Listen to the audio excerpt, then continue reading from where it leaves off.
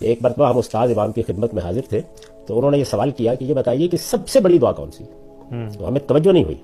اس کے بعد انہوں نے ہمارے جوابات پہ تنقید کرنے کے بعد یہ کہ سب سے بڑی دعا ہے وہ جو تم روزانہ نماز میں مانگتے ہو، اہدنا الصراط المستقیم. اس سے بڑی دعا کیا ہو سکتی ہے؟ یعنی روٹی بھی دیتا ہے پروردگار، پانی بھی دیتا ہے، عزت بھی دیتا ہے، وقار بھی دیتا ہے، اقتدار بھی دیتا ہے، حسن بھی دیتا ہے، علم بھی دیتا ہے، لیکن یہ سب بالکل بیکار ہے اگر آپ کو راہ ہدایت نہیں ملی، اگر صراط مستقیم کی خبر نہیں ہوئی.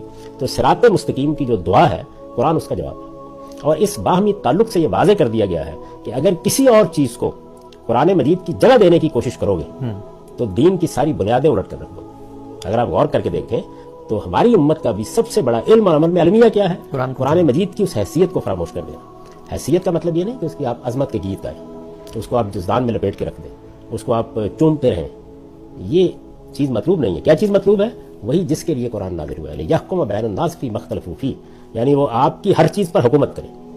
چنانچہ وہ روایت پر حکومت کرے، وہ فقہ پر حکومت کرے، وہ آپ کے علم کلام پر حکومت کرے، وہ آپ کی تعبیرات پر حکومت کرے، وہ فیصلہ کن حیثیت رکھے. تو دین میں صراط مستقیم پر رہنا ہے تو قرآن مجید کو یہ حیثیت دینی ہوگی.